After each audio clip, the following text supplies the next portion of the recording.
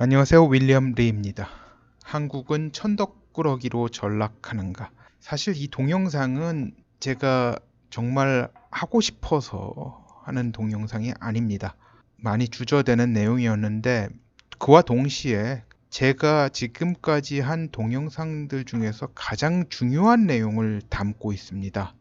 이것을 갖다 제대로 이야기하는 유튜버 수가 너무 적습니다.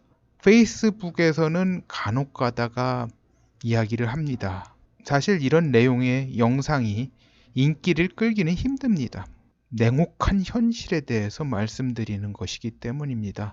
지금 상황도 냉혹한데 밝은 희망이 있는 그런 내용이 아니라 아무튼 오늘 시작하겠습니다. 천덕꾸러기란 말이 있습니다. 천대를 받는 사람이나 물건을 일컫는 말입니다. 천덕운이라고도 합니다. 천대는 천하게 대접받는다는 뜻이죠. 한국은 지금까지 참 운이 좋았습니다. 냉전 시대를 거치면서 마침 그 시대에 대통령이 권위적이면서도 급속한 경제 성장을 추구하는 사람이었어요. 만약 당시 박정희 같은 사람이 아니라 인도 초대 총리였던 네루 같은 사람이 대통령이었으면 과연 어떻게 되었을까요? 네루죠? 네로는 세계사적으로 보면 가장 탁월한 교양을 가진 편에 속하는 지도자들 중에 하나라고 보면 됩니다. 그가 인도 독립운동 중 투옥되었을 때 외동딸에게 교육 목적으로 보낸 편지들이 세계사 편력이란 책으로 만들어서 출판되어 있죠. 한국에는 뭐 여러 가지로 나와 있습니다. 영한대역도 있고 그럴 거예요. 한번 사서 읽어보실 것을 권합니다. 내용 참 좋습니다. 그 책을 읽어보면 그가 어느 정도로 역사에 대한 통찰을 갖고 있었고 교양이 있었던 사람인지 알 수 있습니다. 그러나 그는 결정적 순간에 토지개혁을 주저해 좌절되었고 박정희와 마찬가지로 제조업을 발전시키려 했지만 그닥 큰 성과를 보지 못했습니다. 네루는 영국의 대표적 중도 좌파 지식인인 버틀랜드 러셀의 영향을 많이 받은 사람이고 17년 총리 재직 기간 중 정책에 이런 점이 반영되다 보니 힌두교 사고관으로 지나친 낙천적 인생관을 가진 인도인들을 번영으로 이끄는 건 불가능했던 것 같습니다. 게다가 그러다 보니 제3세계 운동으로 미국과 소련 두 양대 세력 축의 영향을 덜 받는 국가들끼리 협력하는 운동을 펼쳤던 것 역시 상당한 영향을 미쳤죠. 어느 쪽에도 치우치지 않고 중도적인 사람으로 보였지만 경제적인 성과는 미미했습니다. 다만 인도가 지나치게 힌두교도들에게 의해서만 좌우되는 국가가 아니게 만들어서 국가가 분열되는 정도를 최소화한 것에 의미를 둬야 할 겁니다. 네루 자체는 힌두교의 가장 최상위 계층인 브라만 계층의 아들이죠. 하지만 본인은 종교가 없었던 사람입니다. 저는 여기서 네루를 비하할 의도가 없습니다. 제가 말씀드리려는 건 인도보다 여건이 그다지 낮지 않은 한국이 지금까지 이 정도의 발전을 이루고 국제적으로 인정받는 것에 이르렀는데 지금 상황에서 자신의 놓여진 상황을 제대로 파악을 하지 못해서요. 아니면 안 해서요. 아니면 게을리해서요. 천덕꾸러기로 스스로를 전락시키고 있는 상황을 슬퍼하는 겁니다. 여러분이 아시겠지만 한국 국력상으로 보면 한국을 둘러싼 미일 중 3국 사이에서 일종의 캐스팅 보트를 쥐고 줄타기 한다는 것은 지독하게 무모한 일입니다. 일단 한국이 어느 편을 든다고 해서 균형추가 확 기울 여지를 고려해 보면요.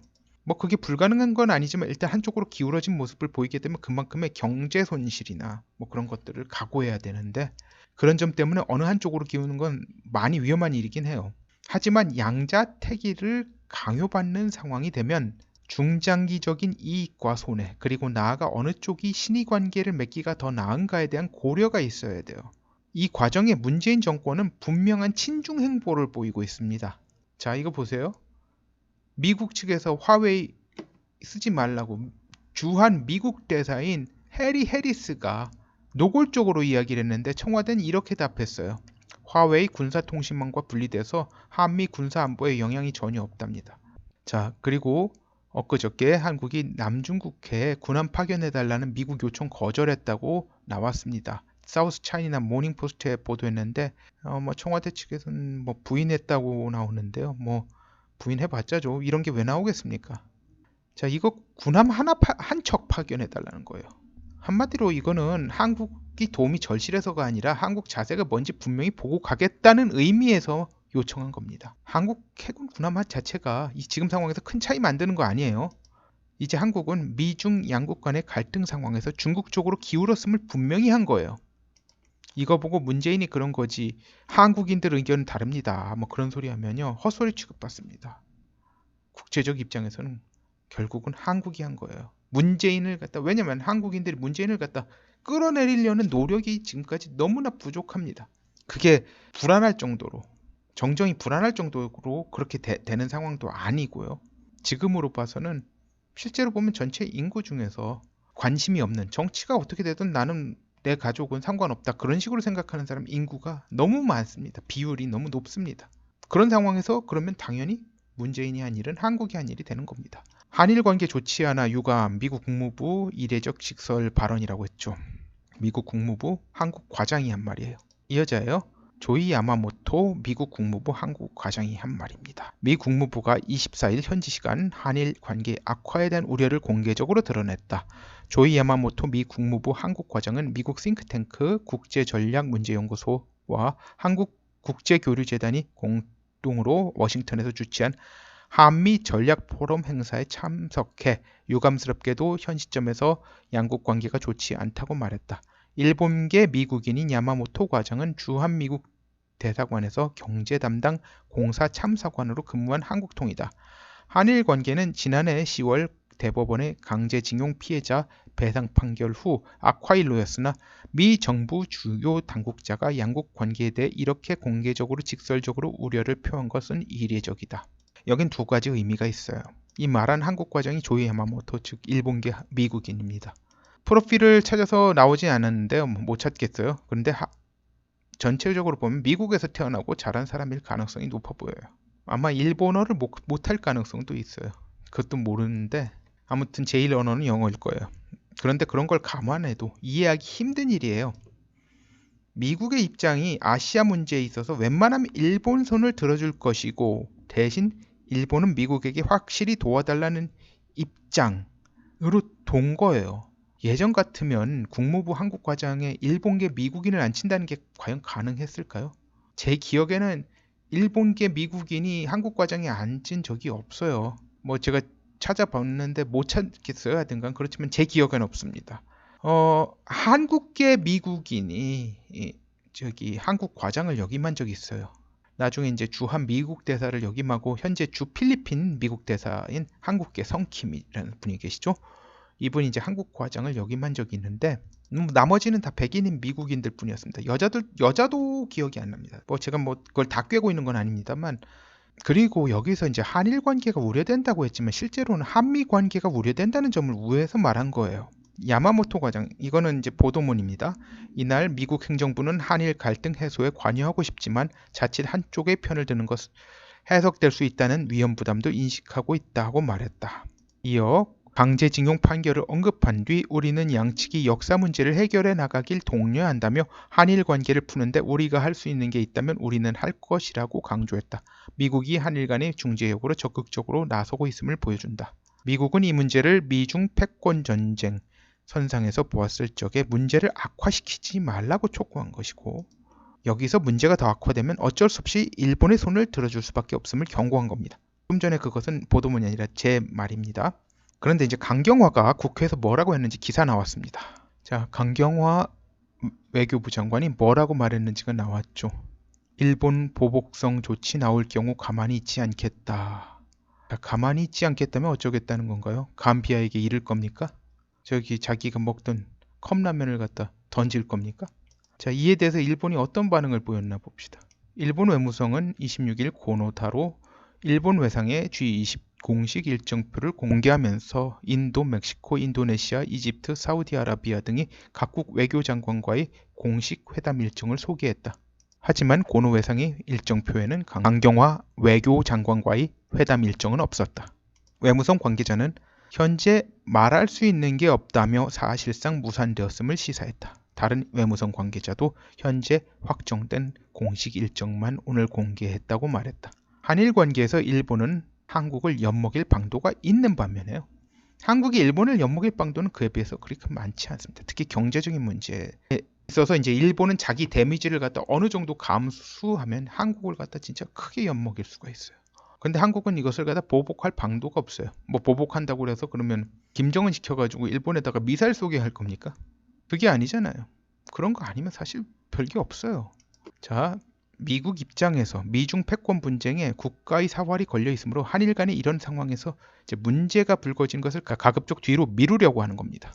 하지만 결국 불거져 나올 수밖에 없는 상황에선 어디 손을 들어줄지는 이미 답이 나와 있어요. 한국이 확실히 중국의 편에 섰기 때문이에요. 우주가 자기들 중심으로 돈다는 착각을 하는 우물한 개구리적 사고가 만연된 한국이 이런 사고의 대가를 받는 걸 자초하고 있는 겁니다. 트럼프는 한국에게 여러 번 기회를 주었지만 문재인은 이걸 번번이 차버리고 중국 편에 선 걸 분명히 했습니다. 미국은 일본의 준군사 패권 국가화를 용인하는 방향으로 가고 있다는 건 장님이 아니라면 다 알 수 있는 일이에요. 한국은 눈뜬 장님들이 많은지 이 문제의 심각성을 대수롭지 않게 보고 있던지 뭐 신경들을 다 끄고 있어요. 일본은 침략국이었다. 그거 하나 가지고 머릿속에 그거밖에 안 들어있어요. 그거밖에 안 들어있으니까 조선이 왜 일본에 합병되었는지 그것에 대한 역사적 교훈을 갖다 얻을 생각도 없어요. 씩씩거리면은 다 해결될 겁니까? 아니에요. 그건 해결과 반대 방향으로만 가는 거예요. 지금 상황이 그렇습니다. 트럼프가 미일 방위 조약을 폐기 문제를 갖다 이제 언급했다는 뉴스가 이제 일본 측에서 부인되고 있죠. 뭐 지금 가는 방향 자체가 전부 그렇습니다. 일본이 곧 경항공모함 4척을 보유하는 것이 가시화되었죠. 심지어 그것에 하나의 그 의식까지 이제 트럼프가 참석한 의식을 통해서 세레머니를 통해서 이걸 갖다 공식화했습니다. 그건 저번에 영상으로 말씀드린 적이 있어요. 근데 그거 많이 안 보시더라고요. 이 우파에 해당하는 분들도 문재인만 내몰면 모든 것이 해결된다.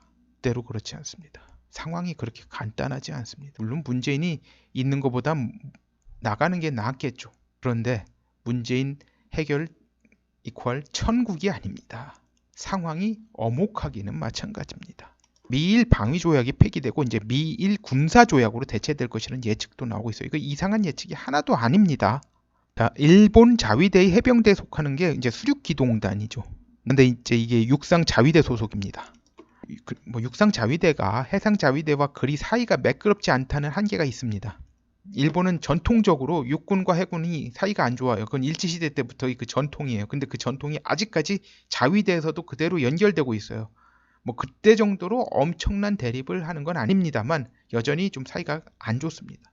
일본 육군 해군은 사이가 워낙 나빠가지고 독일 기장가 외교관인가가 그런 말을 했을 정도예요. 일본은 육군의 나라 따로 있고 해군의 나라 따로 있다. 그런 말을 했을 정도의 일제시대 때 이야기입니다. 만약 소속이 해상 자위대로 바뀌던지 아니면 이제 별개의 군조직으로 개편된다면 이제 해상 자위대 위력은 이제 더욱더 강해져요. 이게 수륙기동단의 마크예요. 참고로 이제 수륙기동단은 작년 4월 7일에 발족했습니다. 그러니까 이제 1년 좀 넘은 거죠. 이게 그 사진입니다.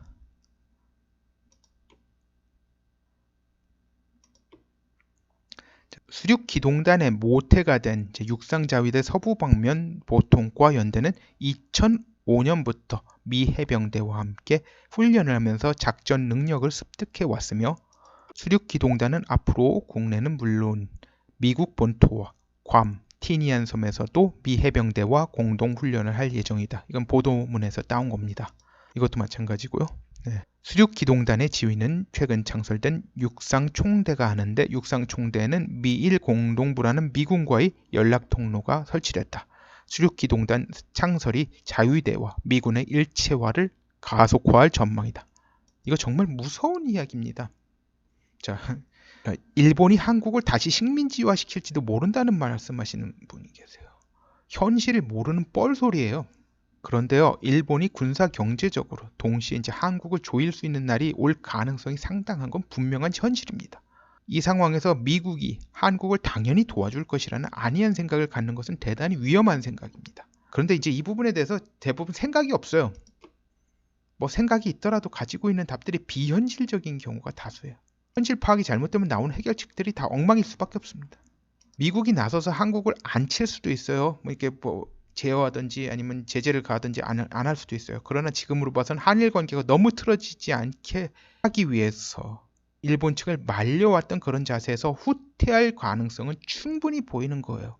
그냥 미국 측은 충분히 그것에 대한 자기들의 명분을 다 만들어 놓고 가고 있습니다. 한국 사람들은 생각도 안 해요. 신경 꺼 있어요. 그리고 지금까지 하던 대로 다 행동할 것이다. 나중에서 자기가 생각했던 대로 안 나가면 배신감 느낀다. 배반했다. 이게 소위 말해서 무단거래라는 영화에서 나오는 그런 대목. 진짜 호의가 반복되면 권리인 줄 안다. 완전히 그게 한국 사람들 마인드예요. 지금 당장 미국이 그렇게 태도를 확 바꾸지는 않을 겁니다. 그러나 김정은 신뢰가 가고 나면 상황이 그런 방향으로 간다고 해도 전혀 이상한 일 아닙니다. 지금 한국을 미국이 지나치게 봐주는 것 같은 상황은 언제까지 지속되는 게 가능한 일이 아니에요. 자동적으로 이게 다 계속 그냥 갈 거다. 한국 사람들 그냥 타성이에요. 계속 이 상황으로 갈 거다. 특히 이제 미국이 동아시아에서 일본의 군사적 패권을 제한적이나마, 그러니까 미국의 통제하에서 제한적이나마 인정해주는 상황이 되고 있어요. 대면이 아니라 지금 되고 있습니다. 한일 관계에서 미국이 개입하는 수준은 아무래도 지금까지보다 확실히 감소할 수밖에 없습니다. 이런 이야기를 갖다요, 듣는 사람 없더라도 주변에 이 이야기 널리 해주시기 바랍니다. 지금은 안 들을 수도 있어요. 나중이 되면 그제서야 네 말이 맞았다라는 소리를 들을 것이고, 그제서라도 정신 차릴 사람들은 차리게 되는 겁니다. 그때도 그냥 귀 닫고 버틸 사람은 버틸 겁니다만. 오늘은 여기까지 하겠습니다. 감사합니다.